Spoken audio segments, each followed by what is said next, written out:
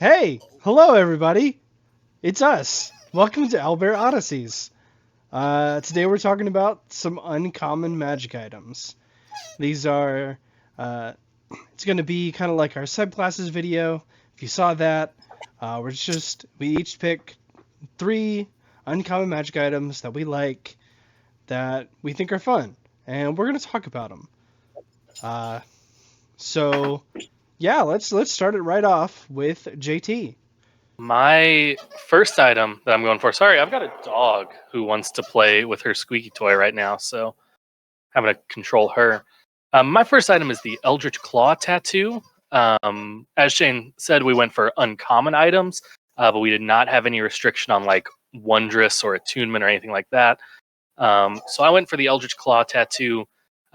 It's up on screen. You can read it. You can pause the video. You can look it up if you want to know like the exact of what it does. But it basically has 3 effects. Your attacks become magical. You get a +1 to attack and damage, and you get the Eldritch Maul, which is a bonus action ability that lasts for a minute and makes your attacks ranged and deals a little bit of extra damage.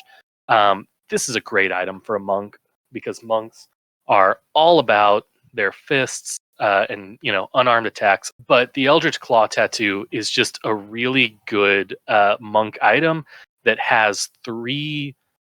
Like, none of them are stellar, although Eldritch Maul is really fun. But it has 3 good abilities, and I'll take the opportunity here to plug our campaign, Heartwood Heist, every first, third, and fifth Saturday at 7 Central, because I'm playing a barbarian monk named Beef who has an Eldritch Claw tattoo, and it's made a difference already. I've used the Eldritch Maul. It is very useful. He was able to stop my combat pretty effectively with it. But I really like the thing right off the bat of the extra 15-foot range, whereas normally some ranged melee weapons are only 10 feet. That's 15 feet. And also how a monk can actually get another +1 before the new wrappings that have just come out that boost the attack and to hit and damage and makes it magical. And this does it too. And you get longer range and more damage with a D6 and +1 to the damage. That's really nice. Another thing that I really like JT already said, it's a very good item for monks. The Eldritch Maul ability, that's just an extra damage dice for all of your attacks. So if you're a monk, you're going to be doing those extra attacks. You won't get that bonus action attack for your first turn, but then the next 9 turns, or usually however long the combat lasts up to that 9 turns. Each time you're going to be doing more attacks, and every time you hit, that's going to be another damage dice. That's great.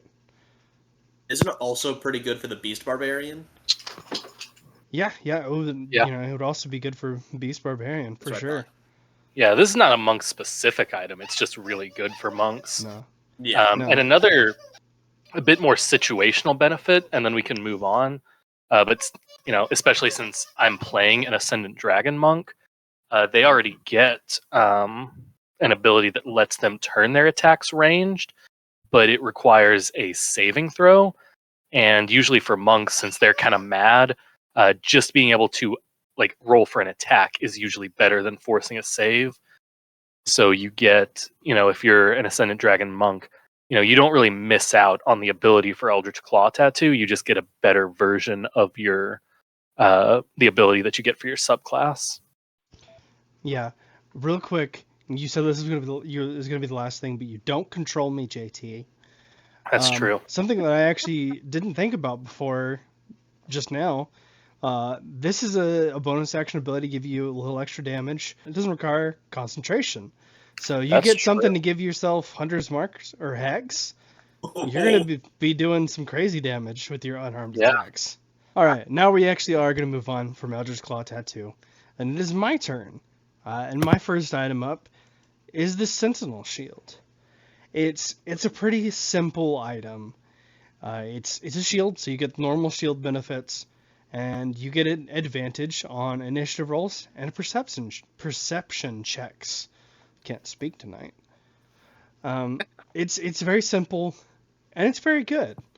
My JT already plugged Heartwood Heist. I will do a briefer plug because my character, Dawn, has the Sentinel Shield. And for her, she's already pretty good at both of these things. And the shield makes her very good at both of the things. And it's great. The other thing I really like about the Sentinel Shield, how it already has like involved with it, is the how it can be wood or metal, which shields already can be wood or metal. But I like that they already add that into like the magical item, which sometimes it restricts that, but it doesn't for this, and I like that a lot. This is, as a DM tip, this is a really good item to give guards. If you have a combat coming up where your players, or even just like a stealth session where your players are going to be interacting with guards, it makes sense, especially in a world that has magic. It makes sense for them to have this item, to make it harder to sneak past and make them harder to hit in a fight. So, it's multi-purpose. It's really good for a player. But also, this is an item that DMs can kind of weave into their world a little bit more. Yeah, it definitely is. And something that I found out relatively recently is when you have advantage on perception checks, or really on any of the checks, depending on what it gives you a +5 to your passive of that. So in the guard situation you're suggesting, if you wanted to just use passive perceptions, I mean, usually that's going to be like 11 or 12, right?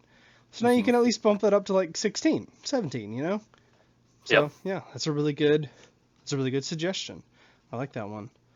So, one thing I just thought about, animated shield. It'd be cool to mix animated shield and sentinel shield. That'd be really busted, but like have like 3 of them and you're just like having them like float around you. Oh, you're highlighting something? I did. I highlighted something. Only You're not the first person to think of this, Marshall. What's our next item, Marshall? The next one is Bag of Tricks. So this is not a shameless plug, but the Bag of Tricks. I love the randomness of it. For like the base Bag of Tricks, it has 3 different types. There's the gray bag, the rust bag, and the tan bag. Each one of them has 8 different options of different animals that can come out. And the way that they come out is that there are, I forget exactly how many. You get 3 beans per day. That's what you're looking for. Okay, that's what I was trying to find. It is 3. Yeah, it's 3 beans a day, and they're all these like fuzzy little magical beans. And right as you grab one of them, you throw it out, and then it animates, and it becomes that animal. And one of the big things in one of my old campaigns, I always, for some reason, got giant goats. And that just kept coming out, and I kept riding them. And then I had a little baby goat one time. It was just a normal-sized goat, and that was my best friend until the end of the day. Well, Marshall, I don't know if you remember this, but Bag of Tricks goes way back, because in the first long-term campaign I was ever a part of, which you DM'd, you gave me a Bag of Tricks. You gave me a rust bag. And I think I only ever used it the once, but it was like a castle siege or something. And I rolled just a normal goat, I think, but I was playing a gnome, so I could still ride it as a mount. And I named him Tin Can. I remember Tin Can because I found the funniest looking goat I could to put in the little token. Another player in another game that I'm part of, she got, I believe, a tan Bag of Tricks, and she was a newish player, so she was still kind of like at that point where she was still having to learn a lot, because there's a lot of things to learn at the beginning, right? And so it was kind of, this was something that was simple enough and fun enough that it was really something we saw her get into the game more, because she really enjoyed throwing this out and then all of a sudden having an animal friend. It's so cool, and then you also get to learn basically 16 different stat blocks. At least 8, actually, not 16, depending on the bag you get. If you don't have to fully learn them, but like you get to kind of like explore more into how everything works. This is a cool PSA, guys. This is a PSA. If you get the Bag of Tricks, you do not have to memorize 8 stat blocks. Just look it up when you use the bag. Let's move on, guys. That was the Bag of Tricks. JT, it's back to you. Yeah, it's up to me, and My second item is the Broom of Flying. So the Broom of Flying, very simple item. It is a broom, has a flying speed of 50 feet. It can carry up to 400 pounds, but if you get above 200, speed drops to 30 feet. This is a great item. First off, flying is just really good in D&D, but there are other items that allow you to fly. There are a couple of reasons that I chose the Broom of Flying specifically. The first one is that it has a pretty good weight limit to it. 400 pounds. If you have, enough like gnomes and dwarves in your party, you can stack like 3 or 4 people on this broom and just Well, fly maybe around as a not group. dwarves. Dwarves are typically actually pretty heavy, but you got enough Okay. gnomes and halflings. Yeah. But so you can, more than one person at a time can benefit from the broom. But second, there is no attunement. So the Broom of Flying can become a party item if you want to, where you can just kind of whoever needs it the most in a given situation can fly. You can even like hand it off mid combat. Now, it has a flying speed of 50. It's DM's discretion if they want to rule this as a vehicle or a mount or anything like that. So they might not let you dash on it, and that's fair of them. But overall, I think that this is a really useful item, and the fact that it doesn't require attunement, I think, is a little bit of an unsung benefit of it. You already kind of said it, but I just double checked about like winged boots. I was curious about like what's the reasoning, the main difference, and like the attunement slot makes sense. But one thing I'm curious about the idea of weight. The weight for the broom is almost definitely better than the winged boots, but it really just depends on whoever has the winged boots, because the winged boots don't have like a weight limit. But yeah, the winged So boots allow one person to fly because yeah, they're attunement, right? So like, yeah, I mean, I guess you can carry someone if you want, but like, yeah, yeah. the broom. I'm not just gonna say it's better, but the broom also No, doesn't have a 4 hour per day limit. yeah. One thing I think is really cool is that you can also send the broom out and have it come back to you. It's really Yeah. cool. And I think the unsung hero of this item is that it functions like a mundane broom until you use it. So you can always use it to sweep up. If you're in the tavern and it's a little dirty, it might be a bit rude to sweep up someone else's tavern, but you can do it with this item. My next item is the Stone of Good Luck, parentheses, Luck Stone. So yet again, mine's pretty simple. This one gives you a +1 to your ability checks and your saving throws. And that's just great. If you, like me, are the party bad roller, I mean, +1 isn't going to save you from that. I know all too well that you can always roll a 2 and mess things up anyway.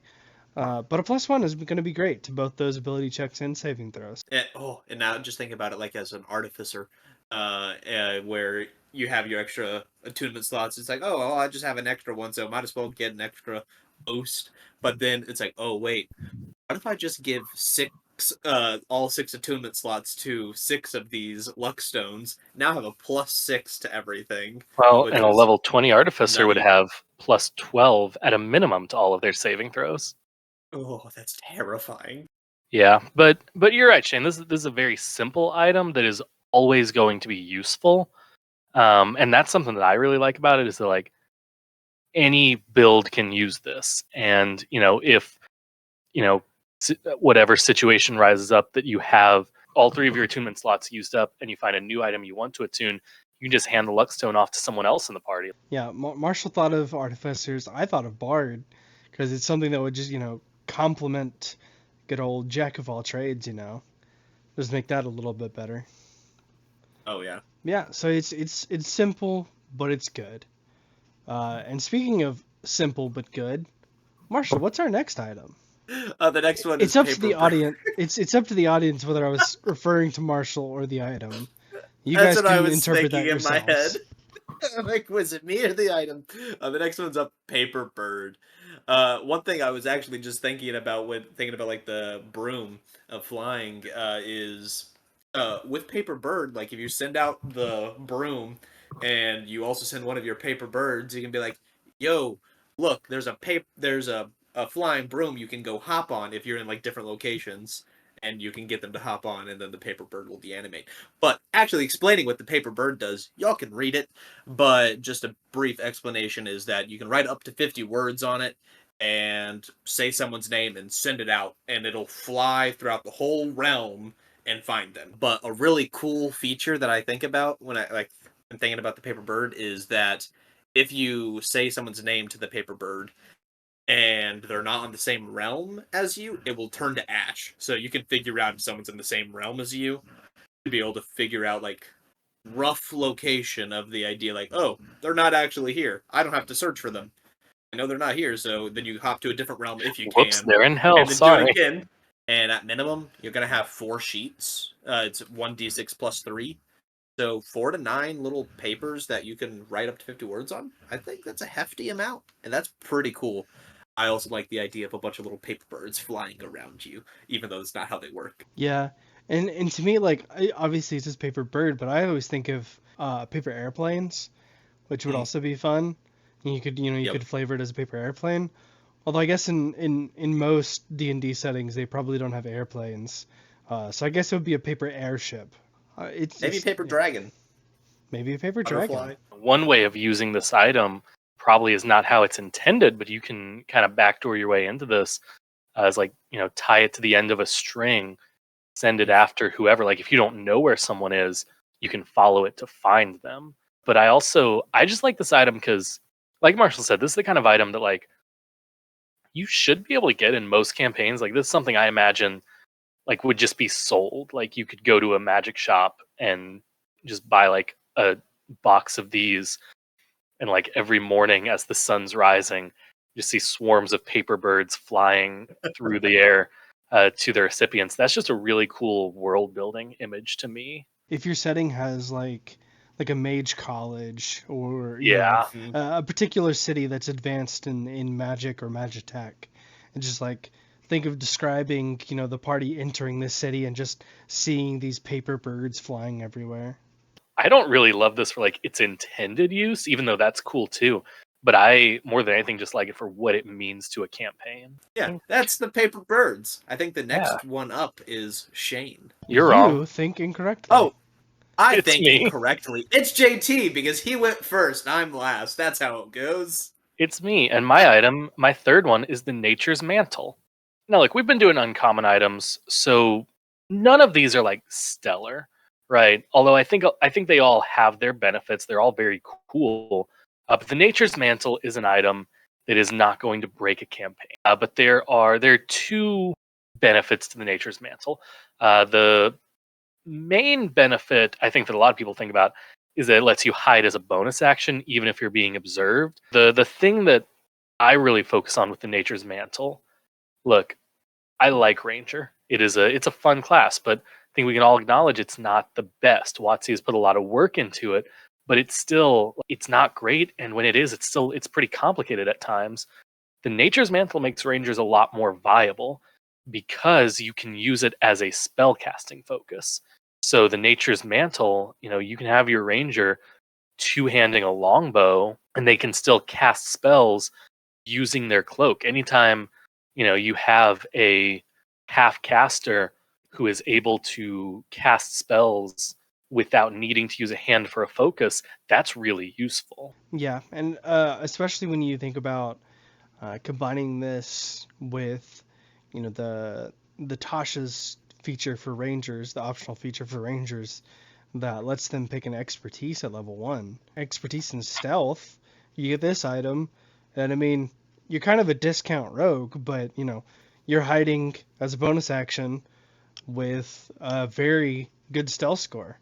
So, that can be really good. Yeah, it almost makes me want to like say if you get this item, just take a couple of levels in rogue, get that sneak attack in. Just, I think the base thing, you already said it, but like I really love when you don't have to hold an arcane focus or a component pouch. I think it's just really cool. It really depends on the DM. If the DM really wants you to focus on holding the arcane focus. But that's the Nature's Mantle. Let's move on. Next is me again. And I just want to say, like JT pointed out, we picked uncommon items None of these things are, stellar items. This one is. The Cloak of Elvin kind. It feels like a cop-out answer because it's such a good item. You guys, anyone watching this, you probably thought when you clicked on it, I'm going to see the Cloak of Elvin kind, maybe the Bag of Holding, right? If you are a character that likes to hide and you're a Dexy boy, and of course you're playing the guy who always wears his hood up, and no matter where you are, you little edgelords out there, we love you because we've all played one. It's great. Disadvantage on perception checks to seek you, and advantage to hide. I mean, what more could you ask for, right? It's Yeah, really there's good.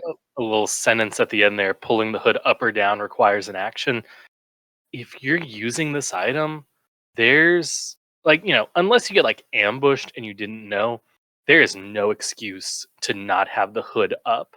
Like, if you're wasting an action in combat to put the hood down, rethink your priorities, my dude. Like, It might be something good for like flavor wise, like if you're like walking up to someone and you're doing like my name is Inigo Montoya. You killed my father, prepare to die. Like you want to like have your cloak down, your hood down, so you can actually be like, "Yo, it's me." but I sure This ain't is using how an it is. action to do it. Yeah, this is one we were talking about attunement earlier. Talked about, I think on the Lux Zone, it's like, when you get, when you're at 3, you get another cool item. The Lux Yeah. Zone, you're probably going to unattune to that, so you can take the cool one. The one that's Mhm. rarer, that's better. This is one that, realistically, if you're a character that likes to hide, that Mhm. you might stay attuned to, even if you get to like 20 or something. I could see myself using it as like a wizard sometimes, even Yeah, for fun. anyone could pretty much use it. I mean, even if you're bad at stealth, it makes you much better at it, right? A Absolutely. barbarian just hiding, just. All right. Yeah. But with that, what is our final item? I don't. It's the Mizzium Apparatus. So this came out before. I'm almost certain it came out before Artificers. It should say Sorcerer, Warlock, Wizard, and Artificer, but we don't have to get into that this much. So basically, it allows you to be able to cast any spell on your spell list, which is just awesome. You're able to basically make a DC 10, an intelligence check. It is a DC 10 plus twice the level of the spell that you expend to cast it. The spell slot that you use to cast it. The spell that you're choosing. But, so the highest is, I believe, 28. Yeah, 28. But I love the versatility of it. If you're a wizard, you have access to your whole spell list. But even if you fail, you get a benefit. Like, it doesn't screw you over. You don't waste a spell slot or anything like that. You get these options of first, second, third, fourth, and fifth level spells. And it's on a small little list of a D6 for the first 3 levels, and then a D4 for the 4th and 5th level. If you go anything above 6th to 9th level spell slots, then you're just going to be rolling on the 5th level one. But it's just really cool because you have so much versatility. And then also cantrips. You can do that with cantrips. And the check is only a 10. You can almost always get that. Oh, it's so fun. Marshall, And I the can number of fizzles. always roll a 2 and fail something. Never doubt me. But with a I'm Lux Stone, sorry. it'll at least be a 3. There we go. True. There we go. Artificer having this and 5 Lux Stones. Boom. First off, I looked it up. This did come out before Artificer. DM's discretion. Okay. Yeah, if a it is. DM, like, it says requires attunement by Sorcerer, Warlock, or Wizard, it's D&D. If your DM chooses to overrule that, that's their right as a DM. But yeah, this did come out before Artificer. To me, this is another one that, similar to the Sentinel Shield, this would be a really cool item to give NPCs, like in a combat, just because there's nothing your players can really do to prepare for this. Like, even if they know it's coming, it makes the combat so unpredictable, and that just adds a lot of fun to the fight. So, like, toss your party into a combat with like 3 wizards that each have a Mizzium Apparatus, and just See what happens. Gamble with the devil. And at the end of that combat, they can get at least one of those Mizzium Apparatuses or anything like that. Or I do want to they get correct 3. you real quick, Marshall. The plural is Mizzium Apparatopodes. Oh, thank you. Apparopody. Whatever. I can't say that word. I do love this. It's very cool. And I like the random thing that I think Marshall said. You're always going to get something when you use it. It may not be the thing you chose to use, but you're still going to get something. I am going to come at it a little bit as a hot take here. There is an extra level of complication to it, for sure. Whether it's DM side or player side. Because we all know the classic meme that wizards take forever on their turn looking through their spell list. And that's just the ones they have prepared. With this, you're potentially saying, hey, take your whole turn looking at your entire class spell list. So I would say, I love this item. I would say use it with caution, but have fun, of course. Have fun. Yeah. It can definitely be daunting because the combat always changes by the time it gets to your turn. You're like, aha, I know what spell I'm going to use. And it's like, oh, wait, I shouldn't use that spell now. Yeah. But there is... Oh, go ahead. I was just going to say, if all else fails, level 5 Fireball. Flame Strike. If all else fails, Fireball is always an option. But there is one failure option in this, and that's for the cantrips. If you fail the DC, if you fail the 10, then you don't get a cantrip. But that makes sense for a cantrip. But by the time you're using it, you're probably good, unless you're Shane. Then you're going to roll a 2. Yeah. Yeah. I think the biggest... Then a 3, then a 5, and then a 2. Yeah. I think the biggest draw for this item to me is just how unique it is. There's nothing else in the game like this. Yep. The last thing I want to say about it is just kind of what you already said, JT, about it's up to the DM's discretion, but any class with that uses magic can use this. Like, anything that says required by this class, like, have fun. If your DM's okay with it, you can ask your DM if you're a player, or if you're the DM, heck, let your players sometimes do something different. It can be fun. But it's also okay if you don't sometimes. It's not bad to. But have fun. That's the biggest point of D&D. All right. I think we spent about a third of the video on the Mizzium Apparatus. So I'm gonna cut us off. Yeah. We're gonna say goodbye to the Mizzium Apparatus. And we're gonna wrap it up. JT, is there a video we have up there? Yeah, before we wrap it up, if you enjoyed this video, we have one we plugged at the beginning. Exact same format as this, but it's subclasses. It's 9 subclasses that we enjoy. If you've ever wanted to play a beekeeper or a JoJo's stand user, check out that video where we talk about our subclasses. There should be a link to it in the description and a card. Check it out. It's a good video. Yeah. JT, do you want to point to the screen where it's going to be? I'm not going to do it. No. It's going to be somewhere. I don't know what the layout of this video is. It's somewhere. You have to move it everywhere I'm pointing. It has to be moved every. Y'all know how YouTube works. All right. Thank you guys for watching. We hope you enjoyed it. We enjoyed filming it. Thank you. Everybody say goodbye. Have a great night. Goodbye. Bye.